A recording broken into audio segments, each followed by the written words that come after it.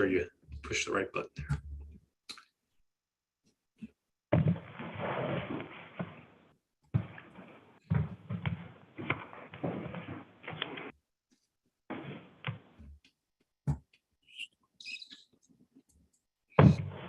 Okay, looks like we're started.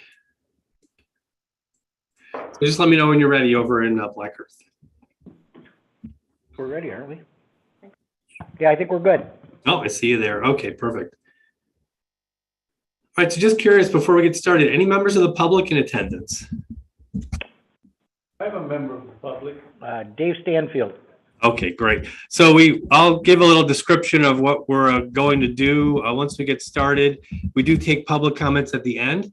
So it's kind of difficult to see everyone in the hearing room over by the utility. I'm wondering if it may be possible to kind of zoom in on the person who's speaking. It looks like you're able to move that camera around a little bit. Just have a stationary webcam. Okay. Okay, well, it looks like I can't get everybody in at once. So first, we will get the utilities comments first. So if you want to zoom in on them first and then switch over to the public at the end. We really don't have a way to zoom. It's just a static. Okay, well, I was hoping you guys would have the right equipment. We asked you that before when we decided we could have the hearing at your location. I had staff check in and make sure that you had the proper equipment, but we'll continue on this way, but we really should be able to see people's faces. That's kind of the point of doing this audio visual. So hopefully in the future, you guys can have a camera that kind of zooms in a little bit more. That would be useful, or you can just use your laptop and then pass that around. We've done that before, have people get up and move and then appear in front of the laptop screen. We're just starting to do these hearings where we have a location with members of the public in attendance. So we're trying to get the kinks worked out there, but it'd be better if we could see people up close. So in the meantime, we'll get started. I'm going to turn on the transcript, closed captioning.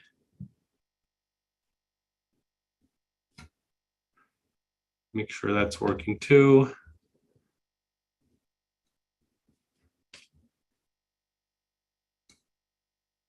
I think I need to do that. Okay, good. All right, well, let's get started. I want to welcome everyone to docket 530 ER 105, the application of the Village of Black Earth for authority to adjust electric rates. This is Michael Newmark, the Administrative Law Judge for the PSC. We have the utility commission staff, utility consultant, and members of the public in attendance. Thank you all for joining us.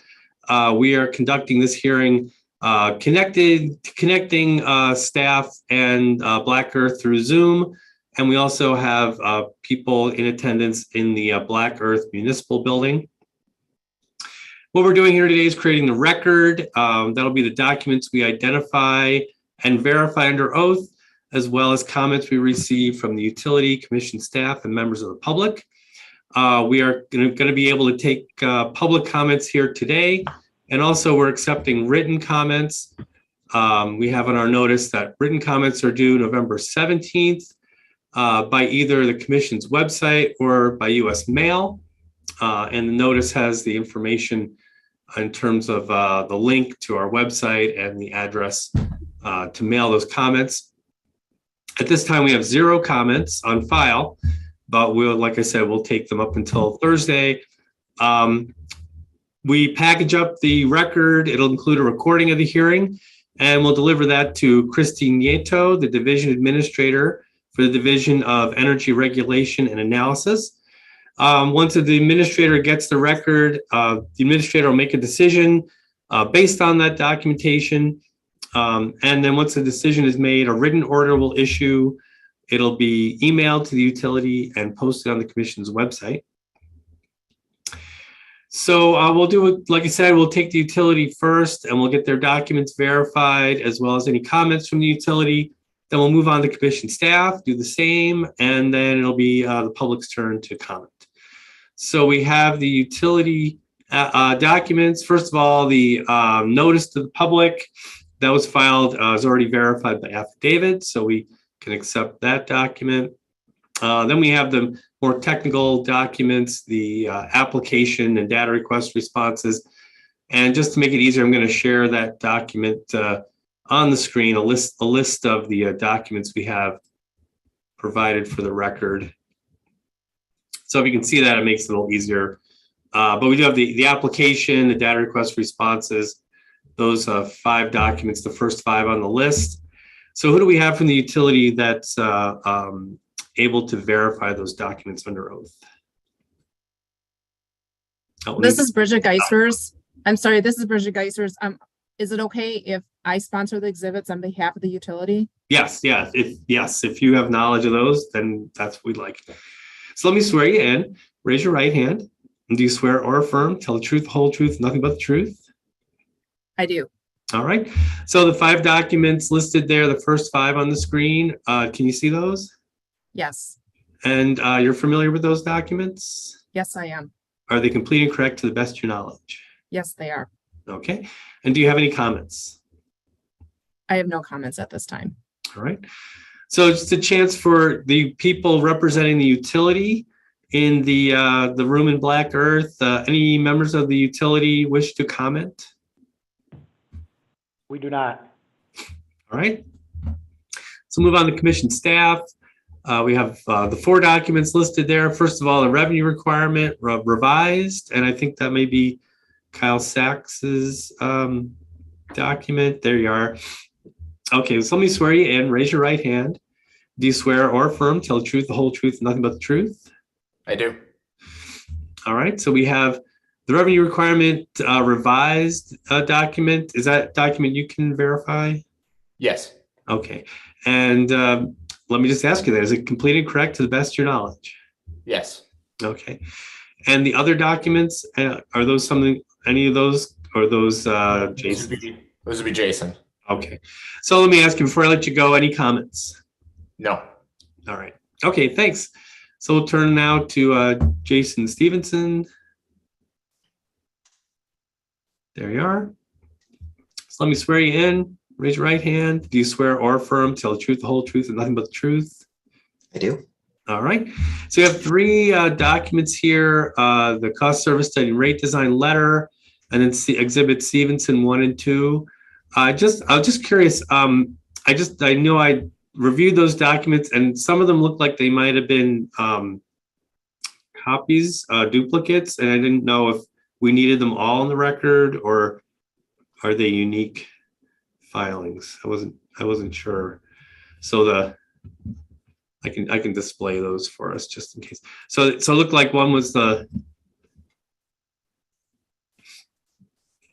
I believe they are all unique. They are okay, because one has the letter. It's Stevenson. It's labeled Stevenson 1, but it was the letter. So it's the document labeled cost service study and rate design letter. And then the next one is just the exhibit. So I wasn't sure if we needed both of those. Oh, So it's like.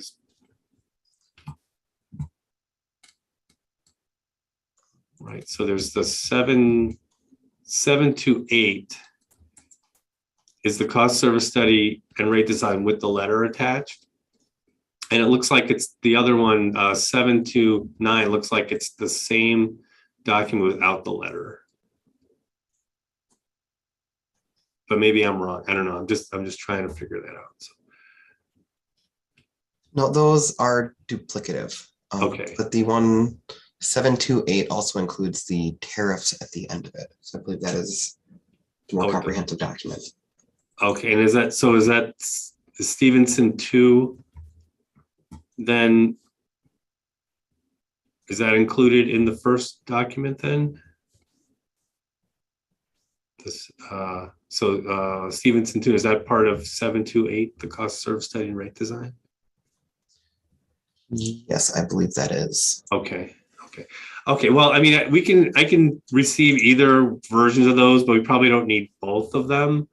So I guess, whichever one you'd like me to put in the record, we can either put in the first document or the two exhibits. I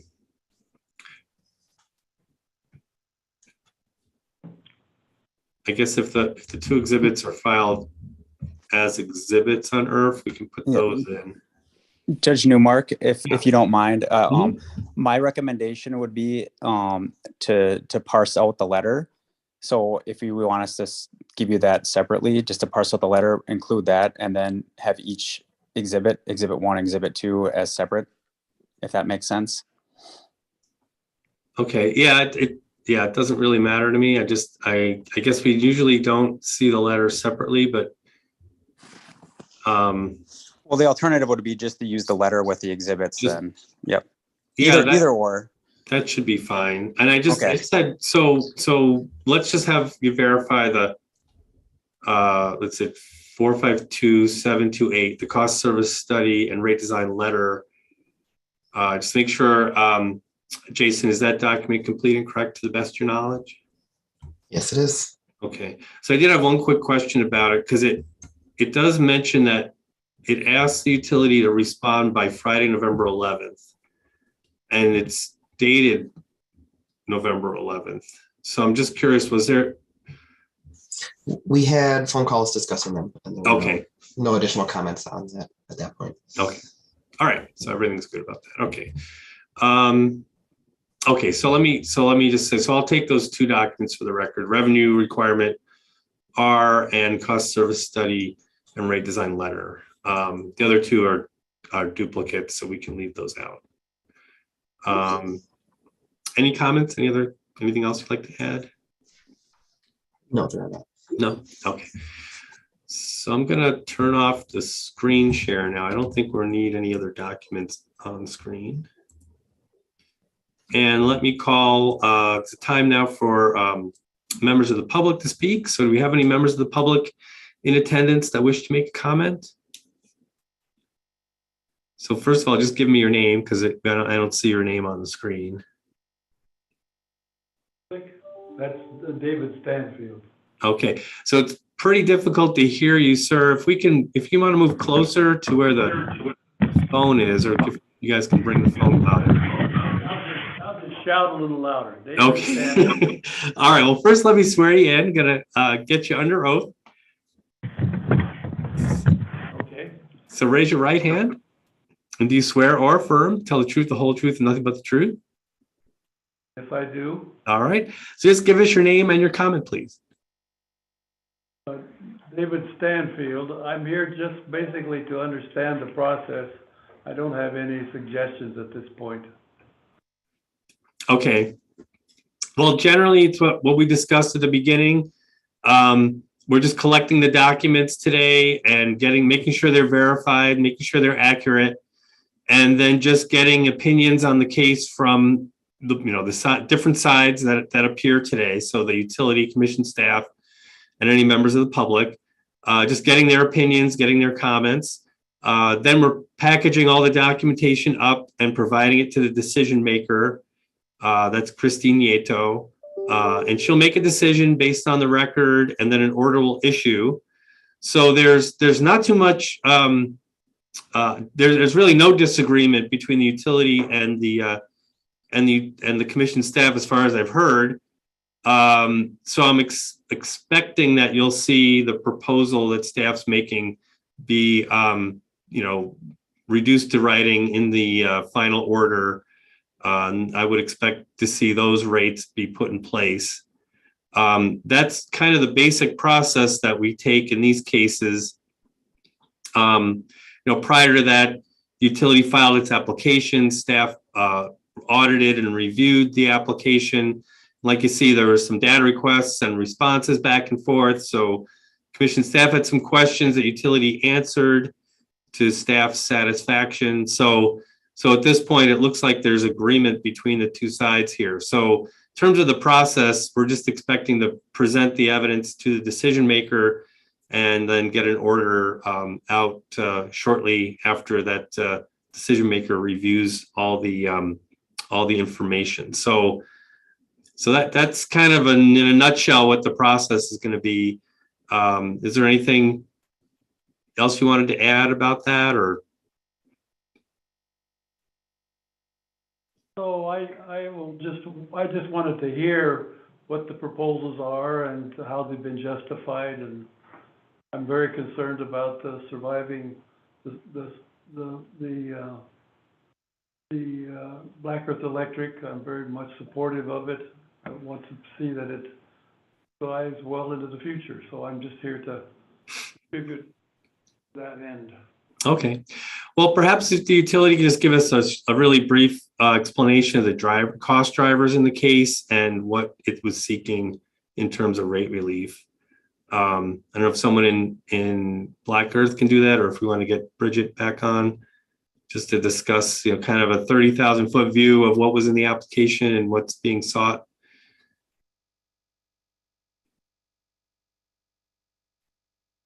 No, she's still there. Bridget, you still there?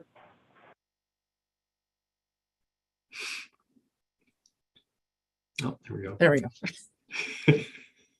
I can give some background. Yeah, please. So in the rate case, there's two components to it. There's the revenue requirement and the cost of service study. And the revenue requirement, we initially asked for an 8.57% increase. And that is really based on what the projected revenues would be, what your projected expenses are going to be, and what type of capital additions would be. Now, the commission made adjustments to that because they basically take a review of what we filed and make adjustments as they kind of feel fit, which we basically discussed and came to agreement on. As a general rule of thumb, O&M expenses have been going up significantly, and their last rate increase, just give me 1 second here.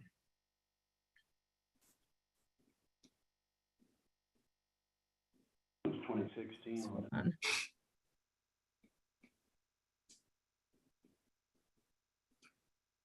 Their last rate case, they were the utility, there was a commission order for them to file within 2 years, but since that time, O&M expenses have gone up.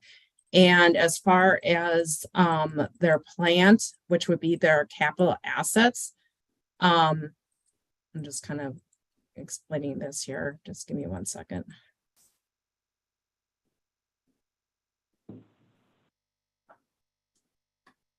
Those would be just more, kind of like routine capital projects that they had going on. So I don't know if that's kind of a general rule of thumb, I guess, kind of at a really high level of kind of the process of what we go through in particular. So I don't know if that answers your question or if you're looking for a little bit more detail than that.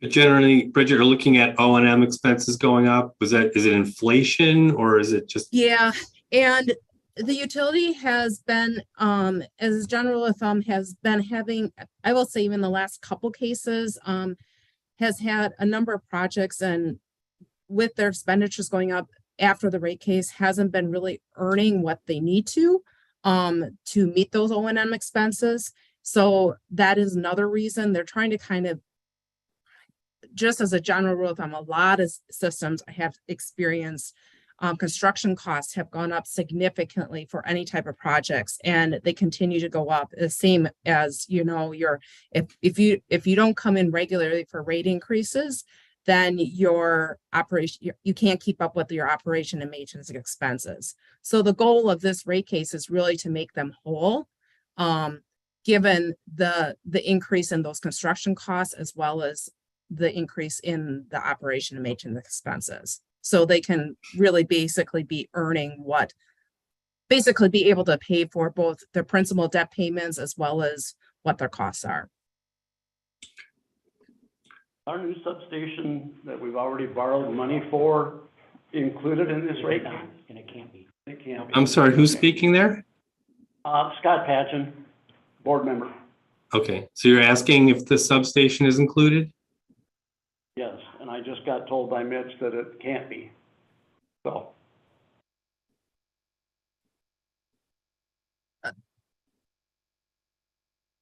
I know that, I know there was some discussion with the PSC at some point in time regarding the substation.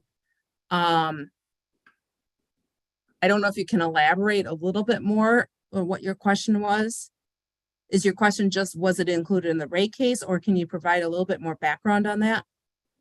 yeah, I guess, you know, we've already borrowed the money and then found out that the expenses are gonna wildly exceed the amount of money we bonded. And, so that's my question, you know, we're trying to put in more security for, the long term, and, we find ourselves in a pretty deep hole, a lot of money borrowed, and I mean, as far as and I hope, Mr. Newmark, I hope it's okay. I just kind of jump in here. No, But, that's okay. That's fine. okay. You're I good. mean, as far as the rate making model and kind of how it works for, utilities need to borrow the money. It's not a cash basis. So you need to borrow the money to pay for the infrastructure, but then the infrastructure, you earn a rate of return on that infrastructure. So the hope is yes, you are borrowing the money, but the hope is that you're going to be getting some recovery in this rate case. So you're going to be able to pay off of those borrowings as well. okay, Does that answer your question? not partly. Well, I just want to touch base with our member of the public here. Did you have any other follow-up, or did we give you a little bit more background on what you were looking for?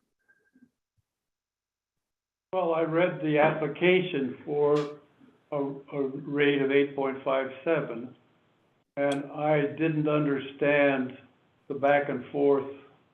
And my understanding that the rate has been approved by the PSC provisionally of 6.5, is that right?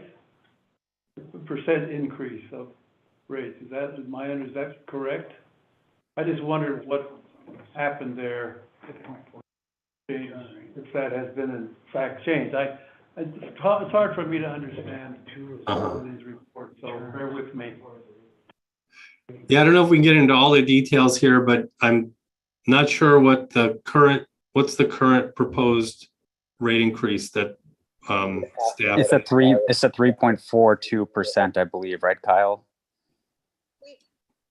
We've seen that in, you know, some of the larger pub service agreeing with WIG and some of the others. It's an overall revenue increase of 3.42%. Okay, so it's lower than the original proposal. Correct. Okay, so that's I guess one thing to recognize is that the original proposal is over 8%, and now we're looking at a little over 3% for the agreed amount of the increase. So that maybe is something. Okay, let's use an example. I pay 11.9%,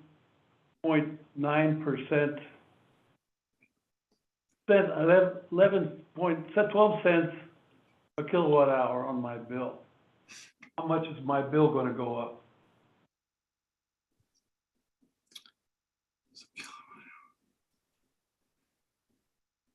$3.3% or Yeah. 8% or 6%? So that's a good question. Right now, you're right. The rate is closer to 12 cents. We're in staff's exhibit. That's Stevenson 2. The rate would now be $13.52. The applicant did not file.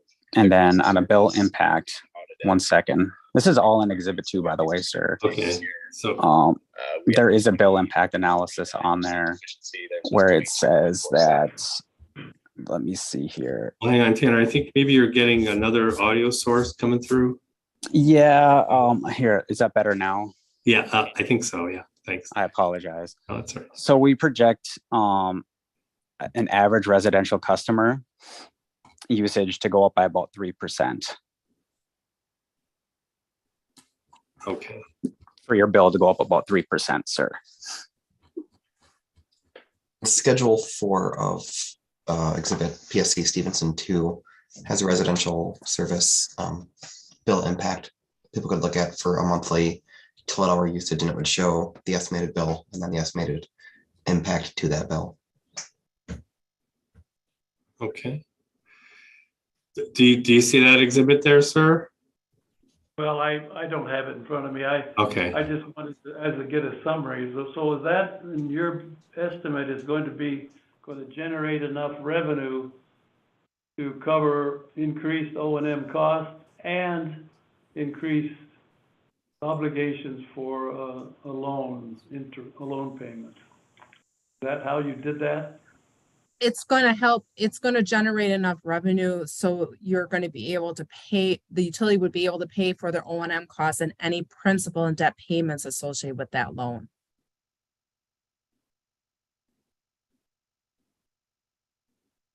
Make sure that the utility is adequately funded. That's all, that's what I wanted to be sure. Yeah. Sounds like that's the plan. So I think we're good. I think we got an answer to your question. And thanks for asking that and, and getting that here. So let me ask if there's anything else anyone wants to add?